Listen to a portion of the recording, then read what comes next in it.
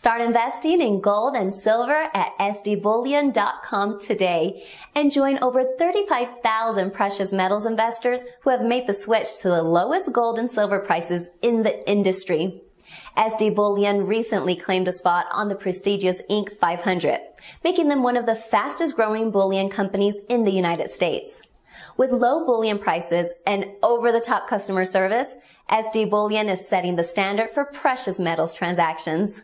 Visit www.sdbullion.com today. Start saving on every precious metals purchase you make. Hey everyone, I just created a new website, financeinliberty.com.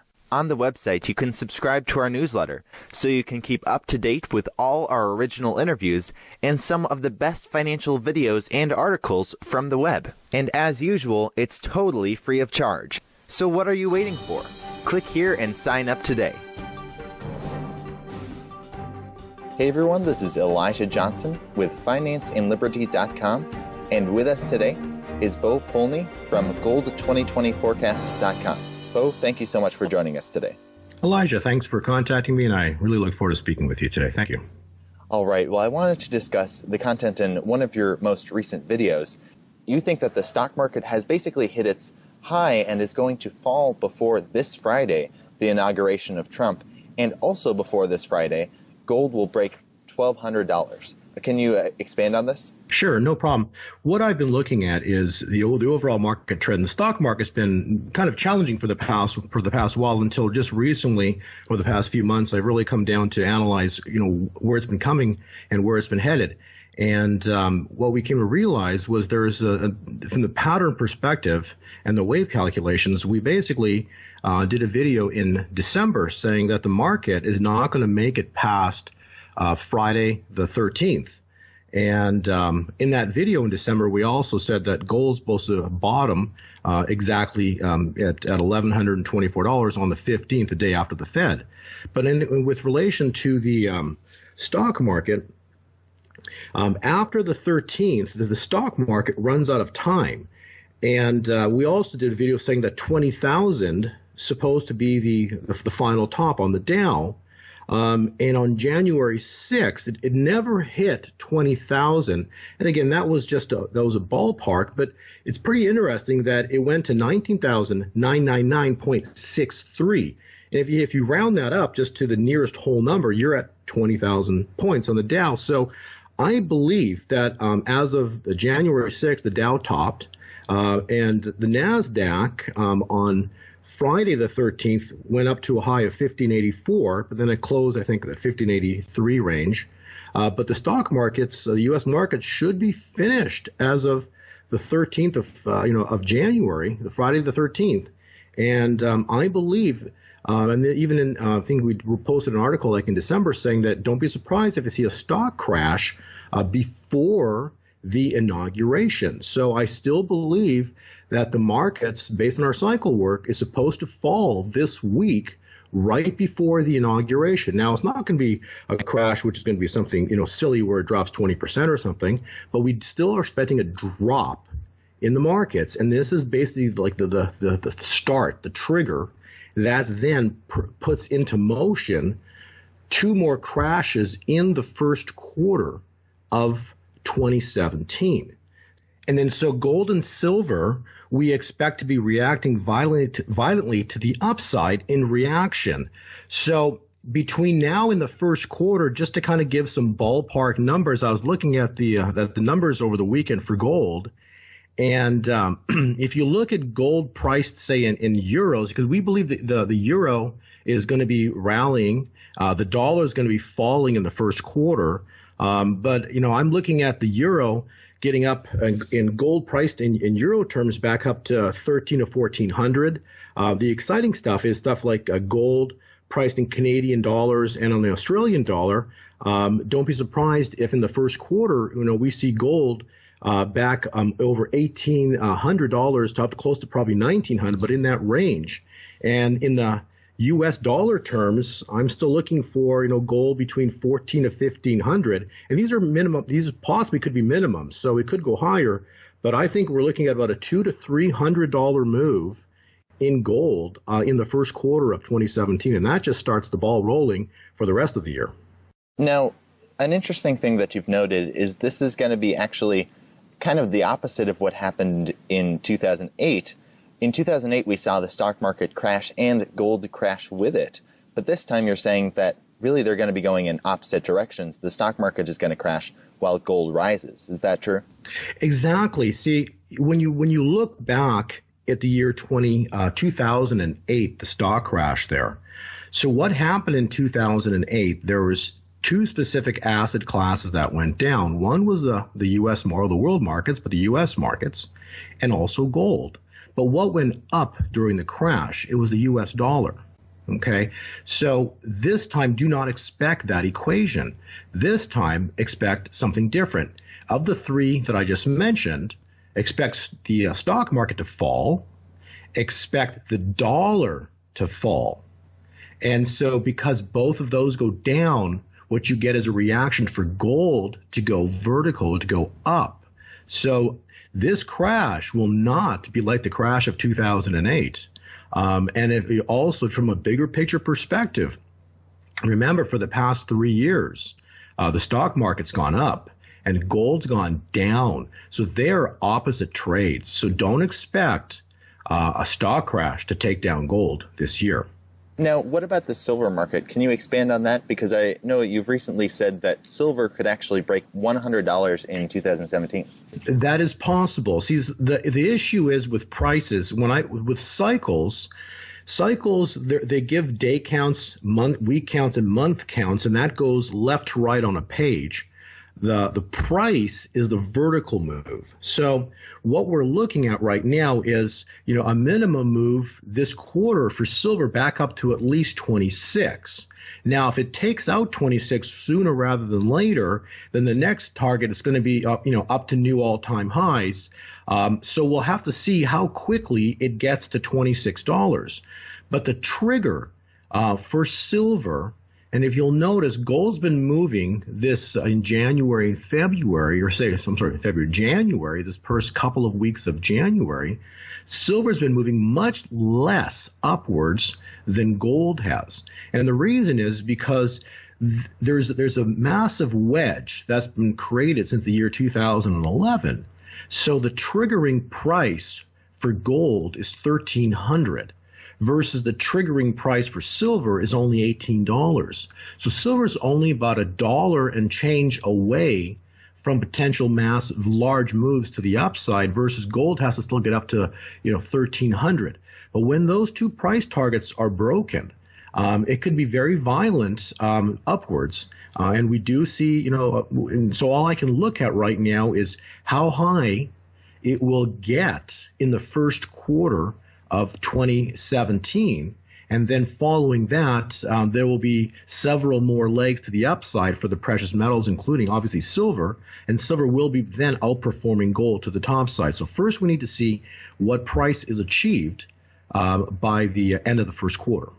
Now, if you wanted to expand a little bit more on how there's going to be deflation, but there's also going to be what you call hyperinflation in 2017. So we're going to see deflation in the stock market, but hyperinflation in other areas. Can you expand on this? Well, that's kind of like what we discussed with relation to gold and the dollar and the stock market earlier. So if the stock market is collapsing or falling, so if you have a 20-30% drop, sudden drop in the stock market, that's deflationary. But in reaction to that, you're going to have gold going up. So that is inflationary. So the price of gold inflates versus the stock market deflates. So that's really, what we're going to see in this year. And then we're going to see, as the latter part of the year comes to unfold, gold again is going to have several moves to the upside with silver, and the markets are going to fall one more time again. So that's really how I see this playing out. I see them being because gold and silver versus the stock market are opposite trades this time, and so as the market deflates, gold and silver are going to inflate.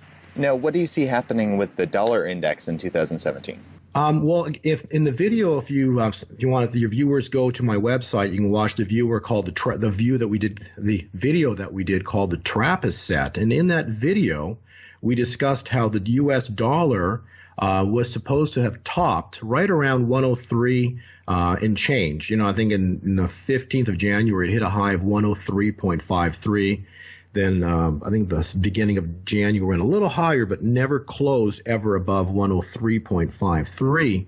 And then as of the close on Friday the 13th, I think it closed around 101.19. So it's down about $2 already. But the U.S. dollar is supposed to have topped at the very end here of December 2016. And now the U.S. dollar is in a down cycle. So as the dollar goes down, gold will go up. Possible target for gold for the U.S. dollar near term, maybe in the 90 to 91 price range. So we'll see. But I do know that the dollar is now in a down cycle, and the euro is in an up cycle. Now, moving back to precious metals, I'd like to discuss a little bit about the fundamentals behind gold and silver right now. In your latest video, you discussed the dollar to gold ratio, and I was wondering if you could talk or explain what this is. It showed actually that gold should be, according to the dollar gold ratio, should be nearly $9,000 and that silver should be nearly $1,000. Can you explain what the dollar to gold ratio is and why it is significant?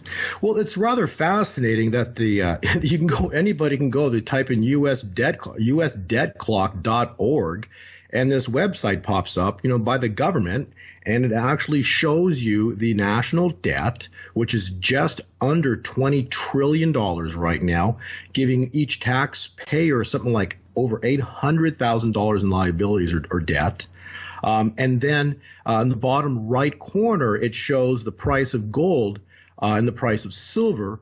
And if you run your mouse over that, what it will show you is a definition in the top window. And what it is, it's the M2, or the money supply, divided by the amount of gold mined per year, or if it's silver, the amount of silver mined per year. So, if silver is priced at, under $20 and they've got a price in the $1,000 range, just to hold some silver, I think would be incredibly important, because we all know from a mining perspective, I think there've been enough interviews done, and people who are in the mining sector know that a gold to silver ratio is roughly 9-to-1, say 10-to-1.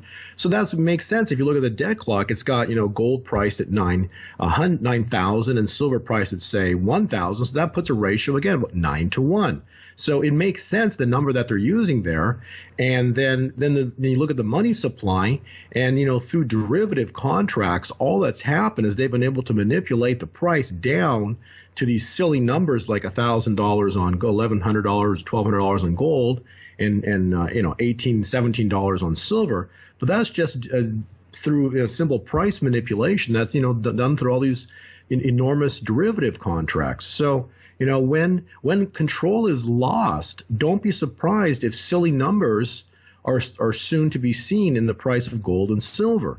Whether it happens sooner rather than later, it doesn't matter. The bottom line is the money supply is exorbitant, and the price of the gold and silver are a limited quantity, and they're limited on this earth. You cannot print gold and silver physical. You just can't. So at some point, the price could be these what you're seeing there on that debt clock. Don't be surprised, one day in the future you might see prices like that or even higher. So that's really what it is, and the debt clock actually shows you a number, which is, I find, truly fascinating. In your opinion, what are the best ways that people can invest in gold and silver? Because I know you've talked about in your recent video about the difference between owning paper gold and silver, like gold and silver ETFs, and the physical metal. Can you discuss this?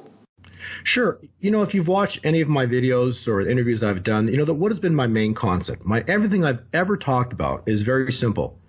Own physical gold and silver. And the trading, that people do, that's for fun, but you should never, but in terms of protecting yourself, your family, you have to own physical gold and silver, because it's limited on this earth. And so if the price starts to jump to some of these larger numbers, the problem is the dealers that are selling gold and silver, they're going to shut their doors and they're going to wait for the price to stabilize. Once the price stabilizes, yeah, they'll open their doors and sell it to you, but you're going to be paying who knows what. And on top of that, just the spread to get it in your hand might be another double the price. So, if people are investing in gold and silver and they're buying things like GLD, which is paper gold, or SLV, paper silver, and they think they're actually buying silver, it's not in their hand, and so it's a presumption that it will one day be there. That's it, and it's like, what's it saying? One in hand is better than two in the bush. If you think about that. But basically, if you have it in your hands, it's yours. If you believe you have it, but you can't see it, then it's just paper, and that's all it is. And so one day, should there be a massive problem, you might just find out that you don't have any gold in your GLD, and you don't have any silver, and all you had was paper. And I believe this is one day where this is all headed. So extremely important at these low prices right now to be positioned, and the premium spreads are very small right now to own gold and silver. So there's an incredible difference between owning physical gold and silver versus something that's just made of paper. All right. Well, Bo Polny, thank you so much for joining us today. Before we let you go, did you want to share with the viewers any last thoughts you had and where they can find you online?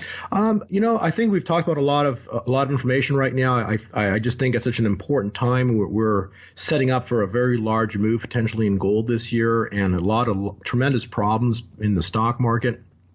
And in the dollar. So I think this is a very important time to be paying attention to what's going on around you. If people are interested in more information, my website is gold2020forecast.com. Presently in there, what we were offering, for the traders specifically, if you're really excited about, making some positions here, going into this year, we've got our turn dates, we got them discounted. And I think there's just an incredible opportunity here, for the near term, just, for this quarter even. So a lot of excitement, I think, is about to happen here.